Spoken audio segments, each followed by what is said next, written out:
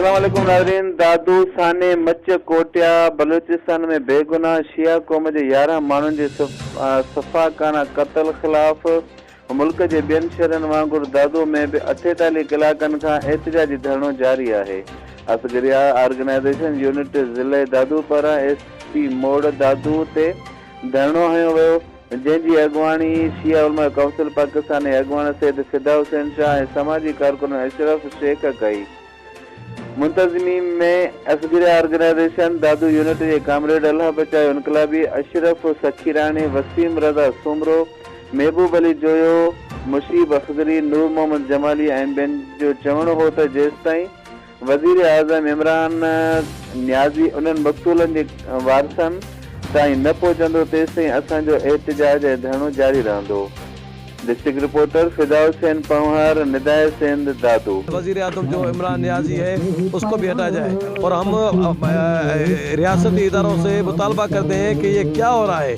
ये जो हज़ारा बिरादरी कम्युनिटी है वहाँ जो मोमिन शिया हैं उनको कत्लेआम किया जा रहा है और मुसलसल 6 दिनों से उनकी लाशें पड़ी हुई हैं, अभी तक उनसे इंसाफ नहीं हुआ है। जब तक उनके साथ इंसाफ ना होगा तो पूरे पाकिस्तान में हम धरने देते रहेंगे और ऐसे ही बैठे रहेंगे। ही असांजो कल खां वठी एहतिजाजी धरणो हुननि शहीदनि जे लाइ आहे जेके मच सानीअ में शहीद कया हुआ। उन्हनि जो कहिड़ो ॾोह जो उन्हनि खे शहीद कयो वियो। उहे कोयले जी खाण में पंहिंजी हक़लाल जी मज़दूरी करे पंहिंजो पेट पालींदा, पर दाइश जे गुंडनि हुननि खे अगवा करे नामालूम मक़ाम ते हुननि जा गला कटिया विया ऐं उन्हनि खे गोलियूं हयूं हुयूं। उन्हनि जा जनाज़ा कोटिया बाईपास ते मयतूं असांजे मोमिननि जूं पयूं आहिनि जिते उते, पर उहो वञण बि गवारा नथो करे। छो? असांजो कहिड़ो ॾोह आहे? छा असां पाकिस्तानी न आहियूं? असांजो हक़ न आहे? पर अफ़सोस हो असांखे पाकिस्तानी बि तस्लीम नथो करे ऐं बलोचिस्तान हुकूमत खे डिज़ाल्व कयो वञे ऐं इमरान न्याज़ी सां उते जल्द में जल्द पहुचे। जे न पहुचंदो ते 2 ॾींहं थी विया आहिनि असांखे, पर पूरो महीनो बि जे असांखे धरणो हणणो पियो। असां वेहण जे लाइ तयारु आहियूं। असांजा बच्चा असांजूं औरतूं हिन धरणे में ईंदियूं। असां मिलत जाफ़िरिया काइद मिलत जाफ़िरिया अल्लामा सैयद साजिद अली नकवी जे हुकुम ते हिन दादू में 2 ॾींहंनि खां धरणे ते वेठा आहियूं। असांजो सिर्फ़ु इहो मुतालबो आहे त कोटिया जे हज़ारा बिरादरी जे 11 शिया मुसलमाननि खे दाइश जे गुंडनि ज़िबह करे ऐं क़त्ल कयो आहे। लिहाज़ा बलोचिस्तान हुकूमत नाकाम थी चुकी आहे।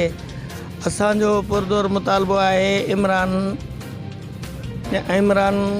न्याज़ी जेको वज़ीर आज़म आहे, हैरत इन ॻाल्हि जी आहे त हू चूंडियल वज़ीर मिलत जाफ़र अल्लामा सैयद साजिद अली नकवी के हुक्म पे और उलमाए कराम के हुक्म पे